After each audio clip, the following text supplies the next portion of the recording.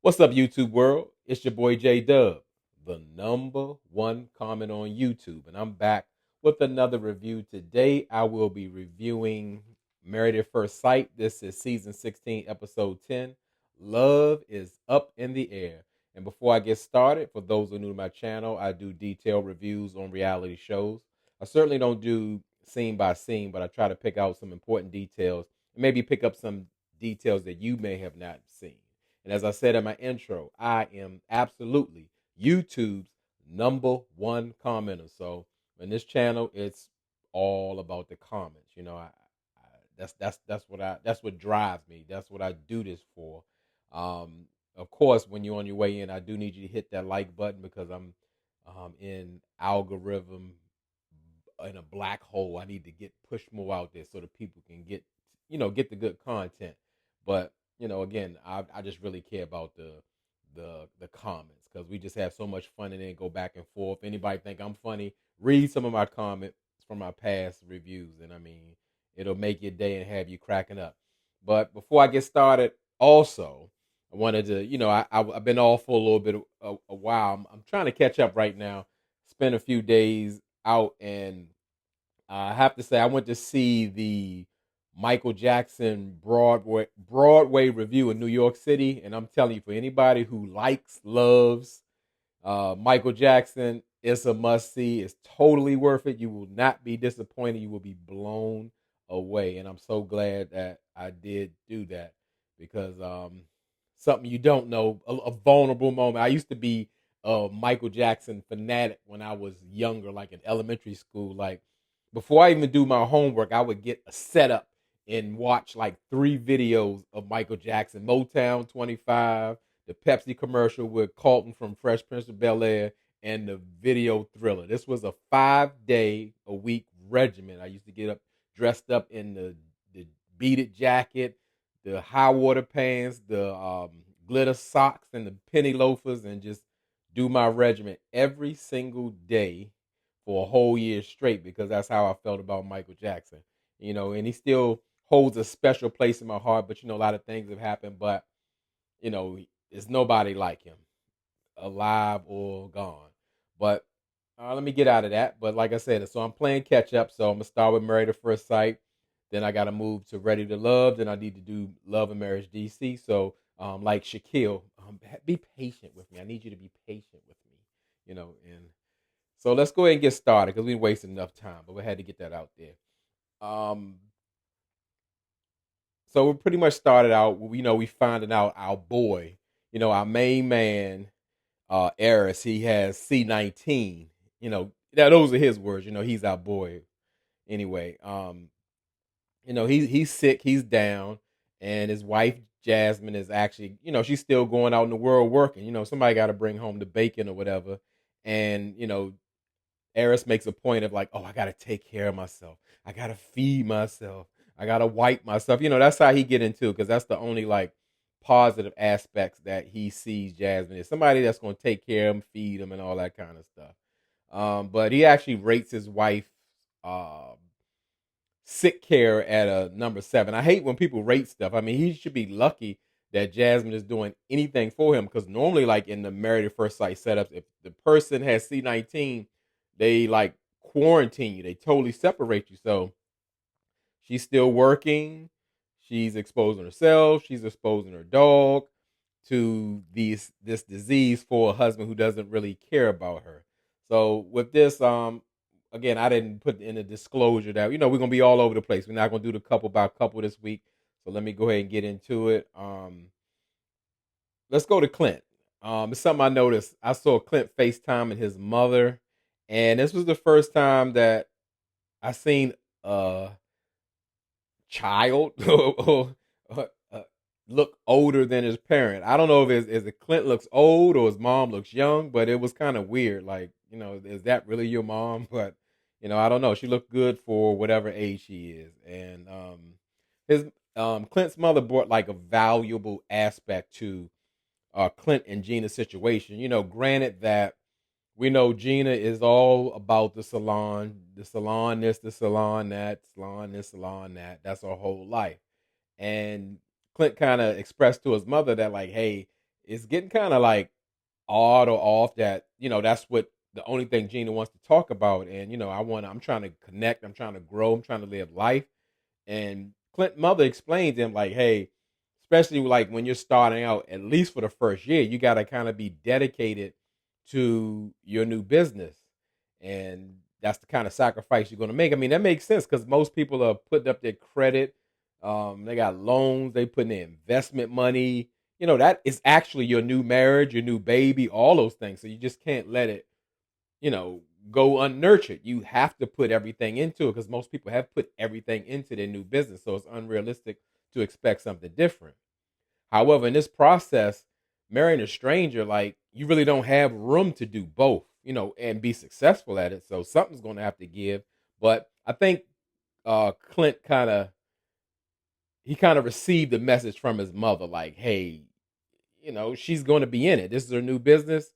Expect her to be gone. But Clint, like, hey, she need to be living life and finding a balance. Yeah, you can do it once you get further in the business, but at least he can receive it and just not hear from Gina because it just comes off. So my salon, my salon. I love the salon. Salons are the best and all that kind of stuff. So let's get on to Nicole and Chris. Now, Nicole and Chris, they go to a couples massage, and you know, Chris never fails he to take an opportunity to bring up his toxic ex. His ex is so toxic. He treated him so bad. She was so disrespectful. She was so neglectful. She was all the fools that are negative. And that's like a major red flag to me. Like, it just says so much about Chris. Like, he's living in the past. He has not moved on. He has not healed from what has happened to him or what he experienced in his past. And that's problematic, especially going into, again, an arranged stranger marriage. You got to put your energy into the right things of what's in front of you. And he certainly has not moved on. And, to me, this is my take on it. Like, Nicole and Chris' marriage, it really feels and seems one-sided to me. It's like Nicole is always tending to Chris, what he needs, what he wants, and it just, again, in the end, it's gonna backfire. And I'm like, Nicole's gonna end up resenting him, and and at this point they have like a little thing going on, a little scandal going on where, like, Chris, which he got in front, which I appreciate because it could get messy afterwards. Chris had a ginger moment, and when I say ginger moment, he confessed to Nicole that, like, hey, they were interviewing me and they asked about you, and I'm like, cute face, nice smile, a little thicker than I would normally do, and of course, Nicole was disgusted by Ginger making that comment to Gina. So she's going to have a problem with that. But Nicole never really expresses exactly how she feels because she wants to get along. She wants things to flow. But she was bothered by it, and just let Chris know, like, hey, you might kind of want to back away from the thick comments and all that.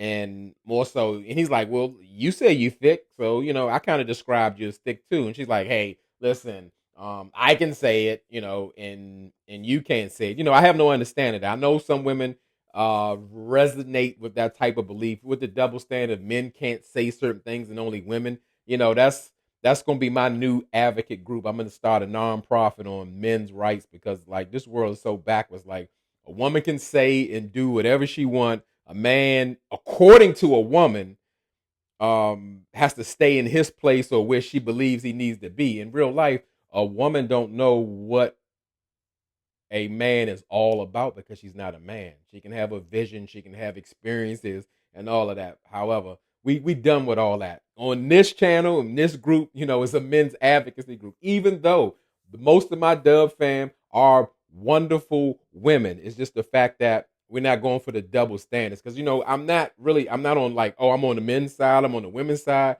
I'm on the side that I believe that is right and fair. That's where I'm at with it. And I'm tired of all the double standards, and it's going to end here now with me. So I'm gonna be fighting for that. But you know, with Chris, even with Ginger, it's the fact of the matter is, like, you can answer a question, but talking about what you usually go for, because like everything what you usually go for, the way you usually do things, got you into this same place of needing someone to pick for you a spouse in the blind.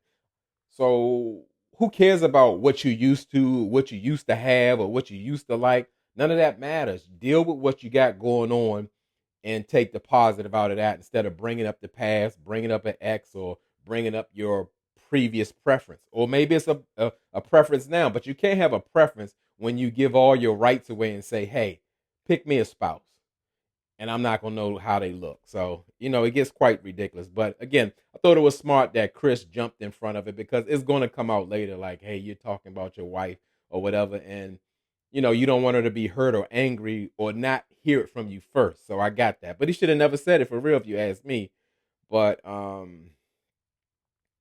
I gotta say with I'm gonna speak on who I'm gonna speak on Kirsten and Shaq. And this is really an unpopular opinion because it's a personal view in my opinion type situation. Shout out to Auntie's Advice, one of my favorite channels, because I love when she say that it red lines and stops everything. In my opinion, so the words you hear coming out of my mouth is what I think. So regardless of what you think, it's separate from what I think, and it's okay that we have difference of opinion. It's like I don't really like the after show, like how it blends in with the show. It almost forces you to watch it. Well, not that you're forced, but it's again should be a separate show because really I love Little Rudy, but I don't like to have so much insight where we're talking about a person's perspective, their excuses, their reasoning, or whatever why they did or they didn't do something. I kind of want to have that revealed maybe in the reunion or something like that, not as we go along the show because it's like they're taking us in too deep. I just want to. It's enough information to review what's on the camera, and that's fine because they're never going to give you everything. You're talking about an hour and a half, or it used to be two. It's not enough time to know exactly everything that's going on, but it's too much insight, and you're only going off the guest that's sitting in the chair. So I'm not a fan of it. Like I said, love Lil Rudy. I thought she does a great job or whatever, but I don't need that much information right now. It clouds my opinion. So that's just me. But I would say as far as Kirsten and Shaq, I really believe I'm starting to believe that Kirsten like really wants to try, and what she's suffering from to me is what do you call it? I would call it the internet syndrome. And what is the internet syndrome? It's like where we're so focused on we're so focused on like connecting with the internet or involved in our phones where we aren't able to relate to people so much. And that's a thing, and it kind of shows up where like somebody has a really a difficult time in trying to connect with a person. And I think that's what's going on here. Granted that we know that Kirsten had a problem with attraction with Shaquille or whatever, but it's just like she's let's say she's doing her best. She's stunted or whatever. Now I'm not making excuses for her. It's just the fact that like people aren't on different emotional and maturity levels. And I believe that. And in this new world, let's say of dating and people aren't really like let's say truly intimate. They have a lot of sex, but the intimacy level is absolutely not there because people don't even know how to relate to each other. They do what they do or have their fun, but they're really not connected. And I believe that this is the case here. And it kind of makes me look at Shaq in a different kind of way or whatever. He kind of he had, like comes off as this like Mr. Perfect guy, or he's so invested in his marriage and doing what he needs to do. But the fact of the matter, it's starting to look like more so of what he wants. And let's get this out the way, because I preach on this channel. All right, what's the motto of this channel? Say what you say, and it's some things I cannot ignore any longer. Like just observing with Shaq, it really it's like at this point him not really wanting to spend time with Kirsten or whatever. Granted, people are going to say, oh, how could he want to spend time when she's so disconnected or she's not showing him what he needs? Like the lady saying, I want to spend time is important. But Shaq act as if it's so irritating to him to like, oh, you want to spend time? He's like, well, I have to, I have to make myself happy, and I have to go to the gym, and I have to spend time with my boys and all that stuff. And like the fact of the matter is, again, I'll say it again for those who really don't know, and this is something I know. Marriage is not about being happy. It's about growth within yourself and putting your energy and being selfless and focusing on another person to make you grow, provide an environment that is a safe place, it's a loving place, it's all those things. So it's really about sacrifice. And you can be happy, you can gain joy from it, but it's work, it's real work. It's not that fairy tale that every day you're gonna have rose petals in the bathtub and everything's gonna be perfect and romantic, and somebody's gonna make you romantic dinner every night, and it's none of that. And that's where people get really disappointed with these unrealistic expectations. So it's marriage is like life. It's what you make it. It's going to show how much work you put in it, but it has to be two people doing it. So we don't have this dynamic with Shaq and Kirsten. But like I say, let me get back to Shaq, because like he's using an excuse like he has to be away so much, and especially when you seeing in the meeting with him and his young men's group or whatever. There's something off about this special young men's group, and it's not per se with them. It's just like it shows the dynamic of Shaq. We learned that he's a teacher that dances on the floor, and the mannerisms or the way they talk, and even of the young men, because I can't call them boys, they're grown, you could tell. But the fact that they want to know, they had a concern with Kirsten being ugly, but now that she's ugly, she's beautiful. He like, so where you get your head done at? Like, it's very off, and it gives another lifestyle that's coming about. And I felt like we was getting ready to hear that lifestyle when Kirsten kind of provided in a romantic environment where they're supposed to having like a little spa day or whatever, or spa evening at home. She's relaxing him, giving him back massages, giving him a little foot bath and all that kind of stuff. And Shaq, came out revealing like, well, hey, I was, as I growing up, especially after my accident, I was trying to find myself, or I struggle with my identity of who I was, because I get he couldn't play sports, but it sound again like we're going another direction. He didn't know himself or who he was. I thought he was coming out the closet. I can't lie. That's what it felt like, but it kind of went the other way when Kirsten would not open up. And again, I think just Shaq needs to live his truth. And there's nothing wrong with living your truth, but if that is the case, looking at him, his mannerisms, the mentee group, and all of that, it's not okay to come on Married at First Sight seeking a woman when you might want an alternative lifestyle. That's the issue I have with it, because that's fraudulent.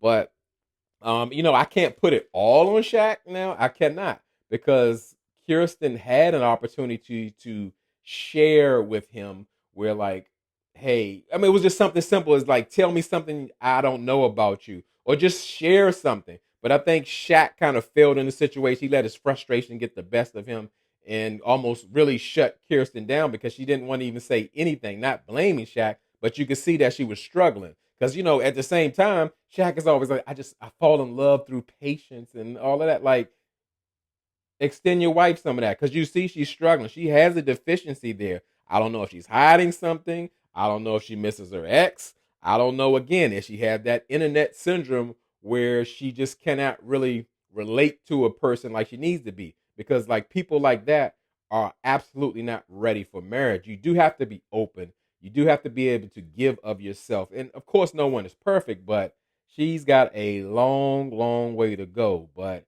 it's a lot missing there. In the same mindset, again, if Shaq thinks like, hey, I made a decision for us, not even discussing with your wife, especially because it's new, they need to talk more than ever how he received a promotion or an offer to go somewhere else, but he did not discuss it with his wife, even though, of course, Kirsten is not even thinking about leaving Nashville, but that's your wife. That's something major. Discuss it with your wife. But, these people don't have a clue of what it takes to be married. And again, something about Shaq's, everything is off that says something different than what he wants.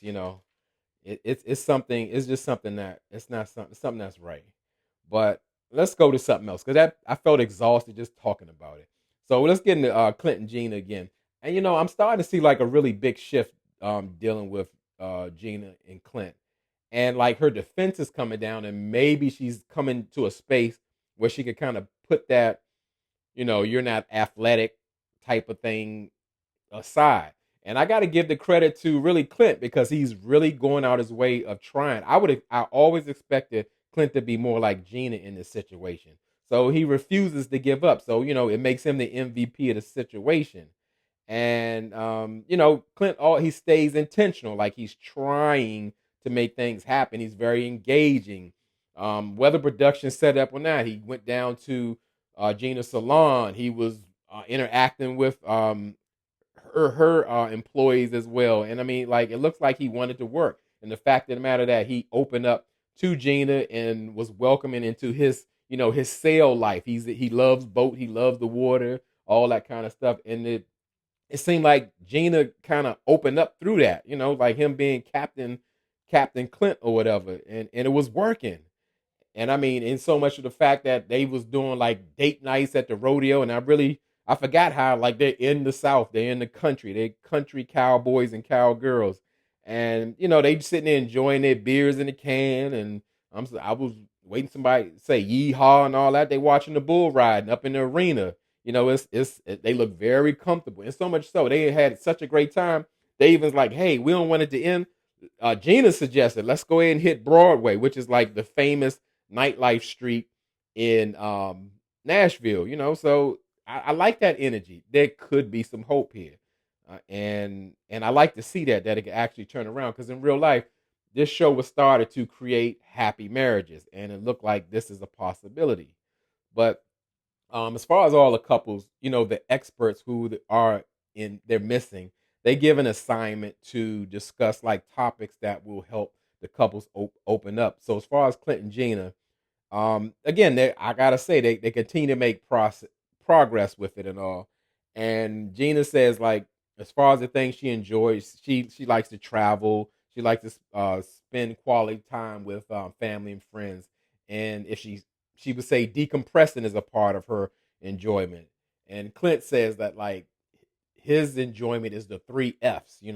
He likes family, friends, and he's asking Gina like, what's the other one? I'm thinking he's trying to say another F for leading, but it's food, and she guessed it. But it's like icebreakers. It's trying to encourage them to communicate and even go to the hard stuff where Gina said pretty much her childhood was rough because her parents split up early and she had to move around a lot. Like that's the thing for real. Like stability with children are very important. It can shape them and within themselves and how they deal with other people, how they trust, how they connect with people. It's a real thing. And she said she's done the work as far as therapy. I'm not sure, but Clint really went deep on his. It wasn't a surface story. He was just saying how much he was looking forward to be a father with a woman he didn't have plan to have a child with, and she actually had a miscarriage.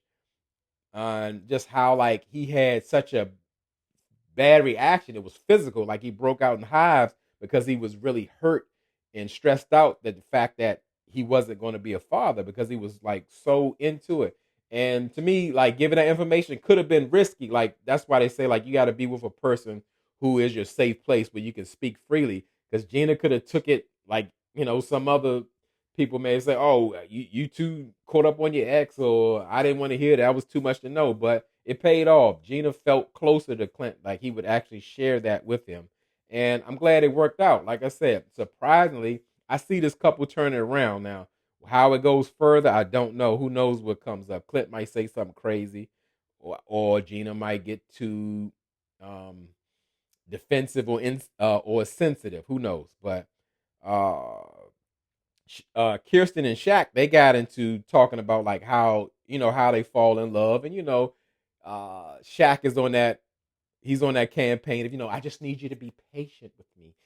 He needs patience. Shaq needs a lot of patience, but sometimes it doesn't seem like he wants to give it a lot. You know, for an example, like how Shaq and Kirsten were at the little flower plant place or whatever. I didn't think he showed very much patience with Kirsten. Granted, like they may have different styles of interacting or dealing with things or whatever. But he got real like Queenie in there. It was like he's shooting down her plan ideas, and I'm like they going back and forth about I don't like that plan. It's too sticky. It sounds like two girlfriends in the plant store fussing or whatever. And again, I thought Shaq should have showed more patience. That was his world. And why couldn't they just both pick a plant and help it grow? Because Shaq's like he likes to let things grow. He likes to watch them grow. And granted, I know his father figure was missing, so he wants to nurture and take care of things and watch them grow because nobody nurtured and took care of him to watch him grow, with the exception of his mother. Without our mothers, a lot of us would be lost. But there's a deficit there, and you can see that it's definitely there. It's just that like I don't get Shaq. Again, sometimes I'm with Kirsten where it comes off like this guy is holding a seminar or self-help book or whatever. When he's talking, he talks the talk, but is he really walking the walk? Kirsten again brings up about like quality time and spending together. He like rolling his eyes and like he got an issue with that. He should be happy that his wife wants to spend some time with him, but he wants to get back to his boys, his little mentee group or whatever, and to make him happy. But like more than anything, you need, especially in this situation, you need to spend time with your stranger spouse, to spend time connecting. If you want to do everything that you did as you were single, you should just stay single. It's okay to live your life by yourself, however you want to do it, whatever you want to obsess about. If you want to dance on the floor with the mentee groups while they watching or whatever, stay out late every night during the week, fine, do it while you're single. It's just not fair and it's not right. So it's just like it don't make sense to me. And like I said, he just comes off like real selfish or whatever. And why should Kirsten like be wanting his attention like that when like he's gone all during the week to get with his mentee groups because she gotta make the adjustments because they're so important. I just don't get it. So let's close it off with like Arris and Jasmine. And their connection situation. I don't know if it was production pushed or boosted, but Arris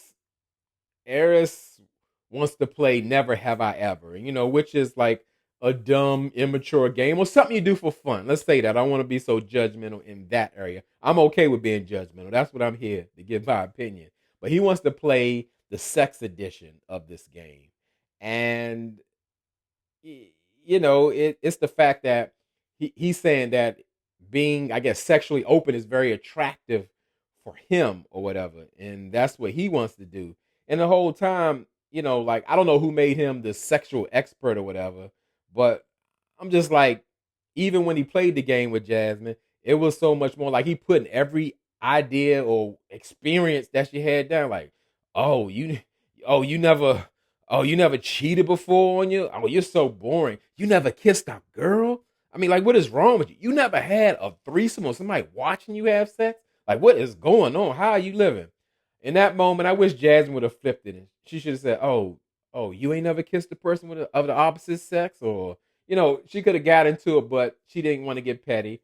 As he says, she's a lady. She gonna keep it classy or whatever. But you can see through and through that Arris is not interested in getting to know her. Either he likes to push her boundaries, or he just wants to humiliate her or or pass judgment on Jasmine. He does not want to get to know her, and Jasmine is in receiving of that. Like, this ain't the way we open up to each other or whatever. And especially you down on me about what I did or what I didn't do. I don't want to know how many orgies he has been, and why are you proud of that at the same time? Like, this guy's ridiculous, and for real, I blame Married at First Sight. However, this is what they do, so I'm not surprised. I'm not upset. It's a disaster.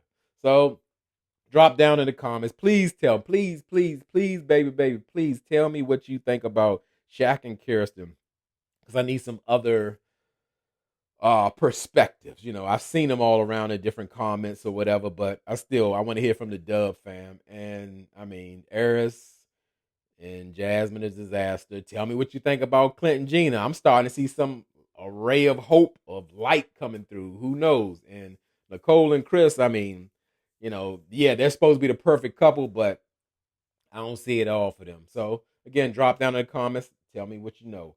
And as I always tell y'all could be anywhere in this YouTube world, but you're here with me. I really appreciate it, and I really mean it.